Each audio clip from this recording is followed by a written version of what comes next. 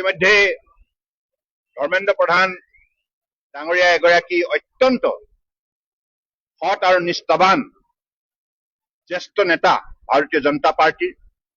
তেখেতে ইতিমধ্যে পদত্যাগ পত্ৰত কৈছে দেশ বিৰোধী শক্তিয়ে যাতে লাই নাপায় তাৰ বাবে তেখেতে এটি শক্তিশালী সিদ্ধান্ত লৈছে। গতিকে তেখেতৰ সততা নিষ্ঠা আৰু তেখেতে দীৰ্ঘদিন ধৰি ছাত্ৰ ছাত্ৰীসকলৰ ভৱিষ্যত নিৰ্মাণ কৰিবৰ বাবে যিমানবিলাক সংস্কাৰমূলক পদক্ষেপ গ্ৰহণ কৰিছে সদায় অত্যন্ত আদৰণীয় প্ৰশংসনীয়।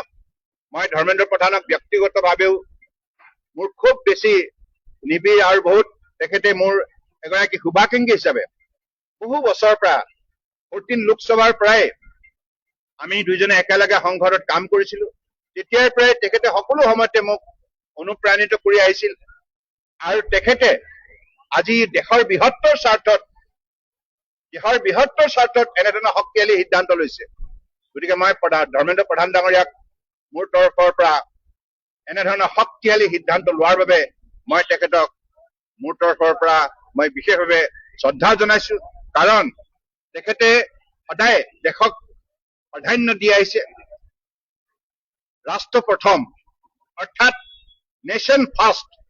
আজি তেখেতৰ এই পদত্যাগে এই কথাটো পুৱাৰ সোঁৱৰাই দিলে। গতিকে তেখেতে বিভিন্ন পদবীত কেন্দ্ৰীয় চৰকাৰত কাম কৰি সততা নিষ্ঠাৰে বহুত সফলতা অৰ্জন কৰিছে মাননীয় প্ৰধানমন্ত্ৰী নৰেন্দ্ৰ মোদী ডাঙৰীয়াৰ নেতৃত্বত।